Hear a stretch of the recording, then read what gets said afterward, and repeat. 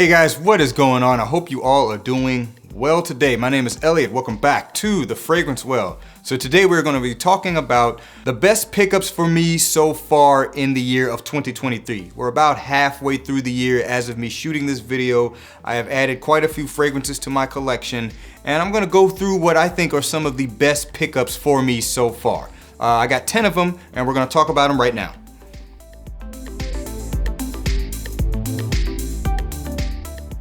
All right, guys, and welcome back. Now, these fragrances are not ranked. They're not in any particular order. I think I will do that at the end of the year because obviously some of them I've had a lot longer than others. One of these I literally just got yesterday, so I can't really compare that just yet. So I'm just gonna talk about ones that either really intrigued me when I got them, they either surprised me when I got them, or I would say they filled a void in my collection. In other words, they're a style of fragrance that is different from everything else, and it's something that I didn't already kind of have. So we're gonna talk about them right now. This is from the house of Lalique. This is Ombre Noire.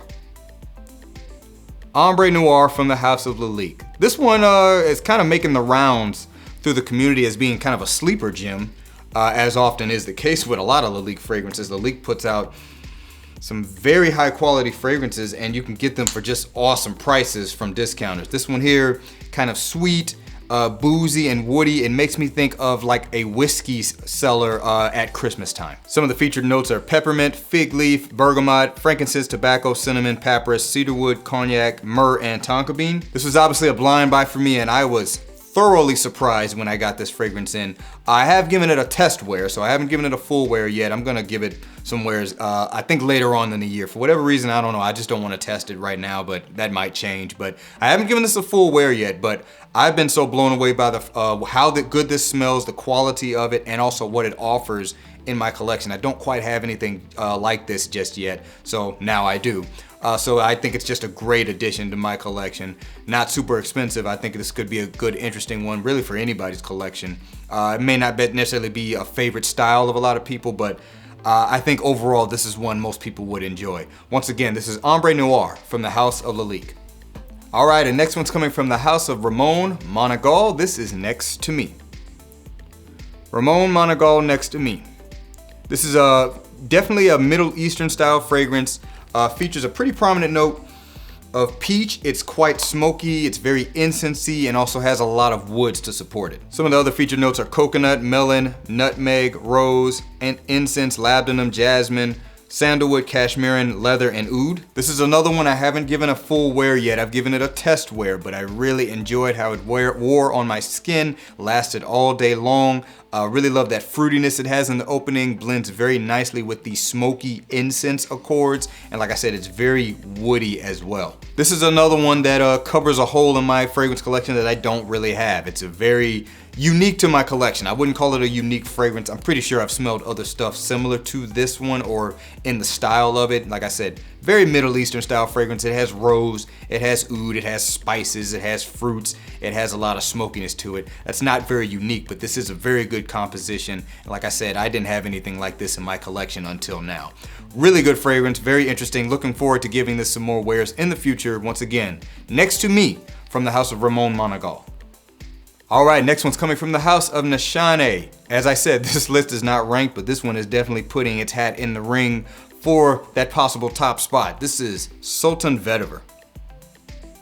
Sultan Vetiver from the house of Nishane. If you like Vetiver, you'll love this one.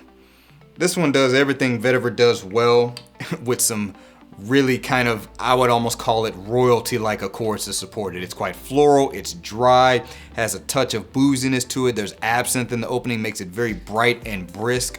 I love this fragrance. Obviously it has vetiver, but also has bergamot, pink pepper, neroli, tonka bean, amberwood, and leather. It's basically got a tons of types of vetiver in it. It's got Java vetiver, bourbon vetiver, Haitian vetiver, Brazilian vetiver. I'd have to do a little bit of research as to what the differences are between those different types of vetiver. The bourbon one's kind of obvious. Haitian vetiver seems probably is more of a grassy vetiver. That one is used very often in a lot of fragrances to make up base notes. There's a little bit of sweetness with this with some tonka bean. It has a neroli neroli to give it that white floral vibe. This is the Vetiver scent of Kings, in my opinion. I've already given this a couple of wears. I'm definitely going to wear it more. I might even wear this one this week. Once again, from the house of Nishane, this is Sultan Vetiver. Great addition to my collection.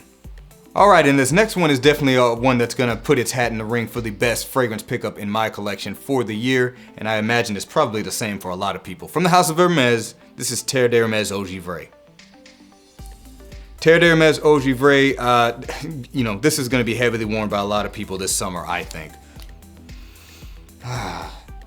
Coming from the note of citron, you're getting a grapefruit-like vibe. I actually tasted some citron this past weekend, and it's very much like grapefruit. Very tart, heavy, acidic, tart citrus. Also has some Sichuan pepper, good blast of juniper berry, and of course vetiver, which is what the Terre d'Hermes line is known for. Very simple fragrance. When I first put my nose on this, I was like, yeah, I gotta pick this up. I finally did not too long ago, and I am glad I got it. Just such a great warm weather fragrance, also with a little bit of class. You do have to like kind of rindy citrus if you're gonna get this one. It's very sour. It's not like sour off-putting, it's just that rindy, very tart kind of citrus that not everybody really likes to smell. But if you do, this one is a knockout. Once again, Terre d'Hermes Eau Givree.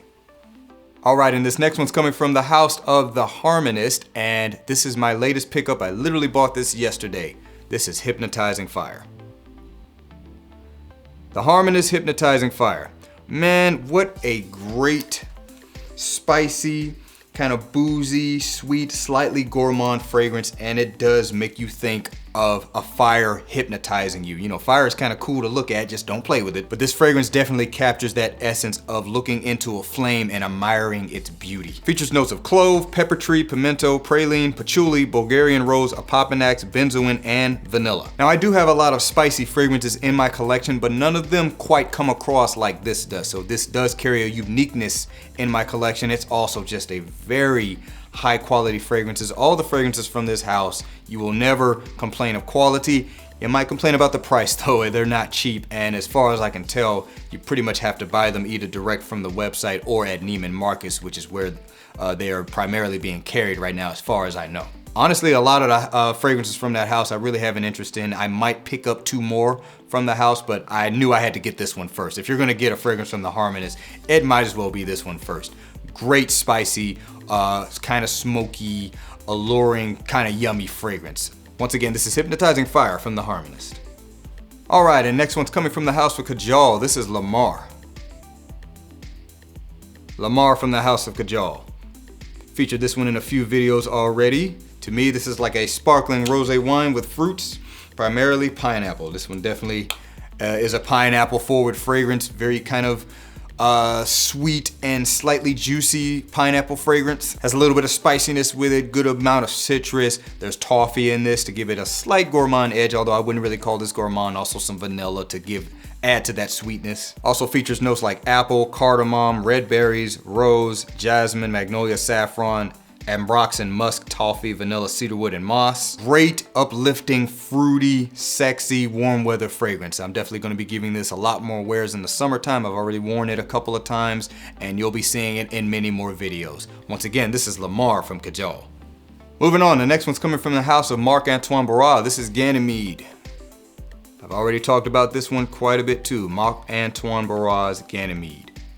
Mineral notes, spiciness from saffron, kind of a candied orge kind of vibe, primarily coming from the Immortelle, as well as a mandarin accord. Also has some suede like leather accords. This one is obviously a very unique fragrance in my collection as well. That's kind of what sets it apart from a lot of fragrances, is how different it is. Great high quality fragrance here. I love what this one does. I love how it comes across my skin. And this is another one that is definitely a nod for the best pickup of the year for me. We'll see how it goes at the end of the year. We'll see if there's some new releases. We'll also just see what else I pick up. Ganymede from Marc-Antoine Barrois. All right, so we got another one from the house of Nishane. This is Fan Your Flames. This one I actually forgot I got this year because I got it pretty much right at the beginning of the year. And you know, as time passes and you keep adding fragrances, it can seem like you've had certain ones forever, but actually I haven't had this long. Number 1, I love this fragrance. It smells so great to me. Number 2, it is quite unique compared to everything else I already have. This is probably the most forward coconut fragrance I have, but it's also boozy, obviously a tobacco fragrance. That's not very unique in my collection, but nothing quite comes across like this one does. Featured notes are coconut, rum, tobacco, tonka bean, cedar, and oak moss. This one's not necessarily for everyone. It's definitely going to be an acquired taste, I think, for some people, but boy, do I love this fragrance. I like wearing it when it's cool out. I like wearing it when it's hot out. I just love that coconut rum combination. Puts me in the mindset of being in like a cigar lounge in a tropical environment, which I have been in before, so it just brings back memories for me. So that's also a good thing that I really love that a fragrance can do for me. One of my favorites in my collection now, Fan Your Flames from the House of Nishane. Okay, and the next one's coming from the house of Parfums de Marley. This is Haltane. Parfums de Marley's Haltane. This is another one I have featured in quite a few videos. Again, a fragrance that I absolutely love. I love the freshness that it comes across with it. I love the spiciness. I love the wood. I love how the oud is used in this. Also has a nice note of praline that's not too prominent, so it doesn't come across as gourmand. Just adds a nice kind of candied sweetness to it. Some of the other featured notes are clary sage, lavender, bergamot, saffron, cedarwood, elderwood, musk, patchouli, leather, and vetiver. I think one of the favorite things I like about this scent is how balanced it is. To me, it has a versatility for my needs. It's not going to be versatile to everyone, but I don't mind wearing this when it's warm out because it doesn't do one thing too much more than the other. It's a good blend and balance of spiciness, sweetness, and woodiness. If Parfums de Marley can keep this up in terms of their newer men's releases, they're going to have some good ones in the future. We'll see what they do. This is Haltane from Parfums de Marley. All right, and last but certainly not least, coming from the house of Guerlain, this is L'Instant de Guerlain, the Eau de Parfum concentration. L'Instant de Guerlain, the Eau de Parfum concentration. This one kind of checks all the boxes. Number one, I don't have a fragrance like this. Number two, I love it. And number three, which I didn't even mention in the beginning of the video, I didn't think I would ever get my hands on this. I didn't really want to blind buy this. I was actually able to check it out at a duty-free store in the Atlanta airport. And once I did, I was like, oh yeah, I gotta immediately get this. This fragrance is spicy, has a pretty prominent tea accord, so it reminds me of chai tea, but also has a lot of patchouli and other yummy notes to give it kind of a chocolatey vibe as well. Features star anise, citrus notes, elemi resin, patchouli blossom, jasmine, neroli, cocoa, patchouli, cedar, sandalwood, hibiscus seed, and tea. This fragrance is absolutely delicious. It's not for everyone though. The star anise can be kind of off-putting, I think, to some people because it is quite strong, almost comes across kind of a BO-ish in the beginning, but that fades into a nice, spicy, kind of chocolatey tea kind of vibe. And the fragrance lasts a pretty good long time, projects off my skin very nicely. I think it's just a really great quality fragrance from the House of Guerlain, which in my opinion, they put out very good quality fragrances anyway. Easily one of the best pickups for me this year. This will probably end up on the ranked list when I do it at the end of the year. Once again, L'Instant de Guerlain from the House of Guerlain.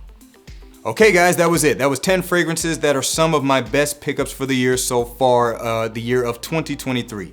Let me know down in the comments below what some of the fragrances you picked up this year that have been, have exceeded your expectations, met your expectations, however you want to think about it. What's some of your best pickups for the year?